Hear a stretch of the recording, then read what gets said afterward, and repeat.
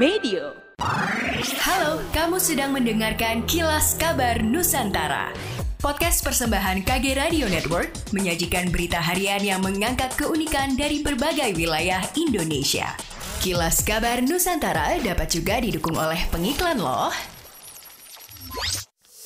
Kontan presents Green Direction Manifest 2023, Education and Literation Events for Youth Generation in Indonesia. Jangan lewatkan berbagai line-up inspiratif, mulai dari Frederika Widiasari Dewi, Marlo Ernesto, Adam Abednego, dan Gita Syahrani. Gak hanya itu, akan ada music performance dari Dikta dan Keljo Idol, serta stand-up komedian Hifzi. Catat tanggalnya ya, Jumat 10 November 2023 di M Block Space, Jakarta Selatan. Acara ini gratis loh. Wali Kota Makassar Dani Pomanto menyoroti pemadaman listrik bergilir yang telah berlangsung lama. Bahkan terjadi saat perayaan hari ulang tahun HUT ke-416 Kota Makassar di kawasan Center Point of Indonesia pada 2 November lalu. Dani mengatakan insiden itu menjadi bukti buruknya manajemen yang dimiliki PT PLN. Dia menilai seharusnya PLN memiliki antisipasi terhadap ketersediaan listrik di tempat atau wilayah tertentu, termasuk juga di sektor publik yang vital bagi masyarakat dan negara.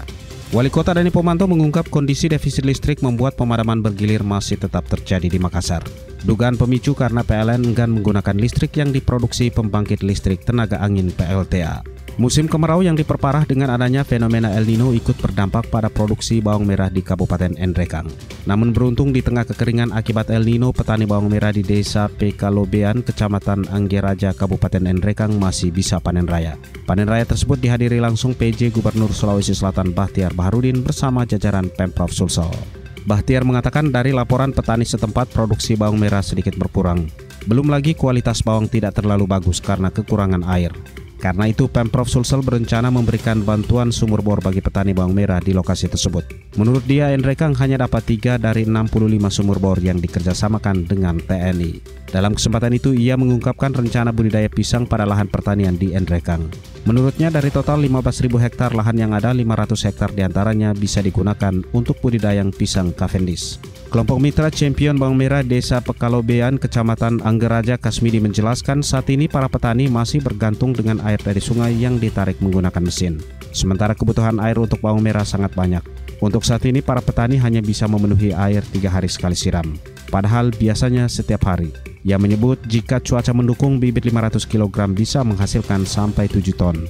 Akan tetapi selama El Nino 500 kg bibit hanya bisa menghasilkan 4 ton saja. Tongkat kepemimpinan di Kejaksaan Negeri Kota Malang resmi berganti. Rudi Hartawan Manurung secara resmi menjabat Kepala Kejari Kota Malang, menggantikan Edi Winarko. Amanah baru yang diemban Rudi ini juga mendapatkan dukungan Forkopimda Plus Kota Malang. Kasih Intelijen Kejari Kota Malang Eko Budi Susanto mengatakan bahwa Rudi Hartawan dilantik bersama dengan Kejari baru di kota lain Selasa 7 November. Namun kehadirannya cukup berkesan dalam agenda pisah sambut Kejari Kota Malang di Balai Kota Malang malam hari usai pelantikan di Kejati, Jawa Timur siang harinya. Rudi Hartawan menjabat sebagai asisten pembinaan di Kejaksaan Tinggi Papua Barat. Sementara itu, Edi Winarko mendapat amanah baru sebagai Kepala Subdirektorat Keamanan Pembangunan Infrastruktur, Pengairan, Pertanian, dan Kelautan, Direktorat Pengamanan Pembangunan Strategis Jaksa Agung Muda Bidang Intelijen Kejaksaan Agung.